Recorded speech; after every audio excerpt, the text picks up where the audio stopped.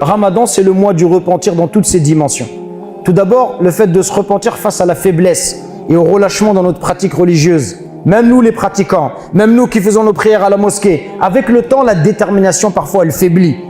On faiblit avec le temps. On a besoin de renouveler notre engagement vis-à-vis d'Allah subhanahu wa ta'ala. Et on a besoin comme ça de périodes qui vont nous aider à repartir de plus belle. Donc le Ramadan, c'est une occasion rare de réorganiser entièrement sa vie spirituelle. Et c'est également l'occasion de se repentir face au péché et aux désobéissances, de rompre avec les plaisirs interdits, de rompre avec Iblis et de le prendre pour ennemi et de se réconcilier avec Allah tabaraka wa ta'ala. Le Ramadan, c'est le mois du repentir, et celui qui ne se repent pas durant le Ramadan, quand est-ce qu'il va se repentir? Quand est-ce qu'il va se repentir? Cheikh Farid al-Ansari rahimahullah, il nous explique pourquoi le Ramadan, c'est le mois du repentir. Et nous dit le Ramadan, c'est le mois du repentir rare. Parce que le repentir du Ramadan, il n'est pas comme les autres repentirs. Tout d'abord, la miséricorde d'Allah, elle va se déverser pendant le Ramadan sur les croyants d'une manière qui n'existe à aucun autre moment de l'année. Deuxièmement, nos cœurs y sont disposés et les opportunités sont offertes aux croyants plus qu'à tout autre moment de l'année. Et parce que aussi l'équilibre de l'épreuve durant le Ramadan change totalement. Qu'est-ce que ça veut dire l'équilibre de l'épreuve?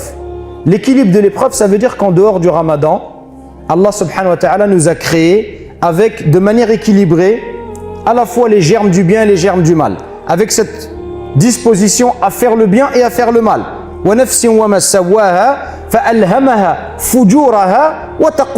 Par là, mais celui qui l'a façonné, il lui a inspiré sa perversité comme sa piété. Donc l'homme, il a d'un côté des anges qui vont lui ordonner le bien, lui inspirer le bien, le guider, mais d'un autre côté, il a des démons qui vont le provoquer, qui vont l'appeler au mal et aux épreuves.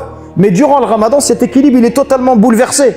Durant le Ramadan, cet équilibre, il n'existe plus. Ça veut dire qu'en dehors du Ramadan, on est tiraillé. Il y a une partie de nous qui a envie de faire le bien, mais il y a une partie de nous qui est attirée vers le mal. Et c'est un combat qui est difficile. Parfois nous gagnons, parfois nous perdons. Mais pendant le Ramadan, le rapport de force, il s'inverse. Pourquoi? Parce que le prophète sallam nous dit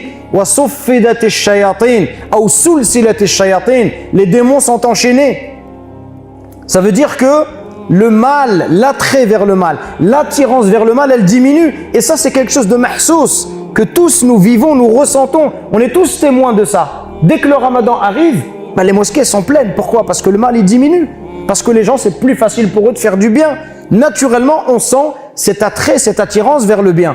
Donc ça, c'est quelque chose qui n'existe à aucun autre moment de l'année qu'en dehors du Ramadan. Donc c'est pourquoi c'est l'occasion pour nous de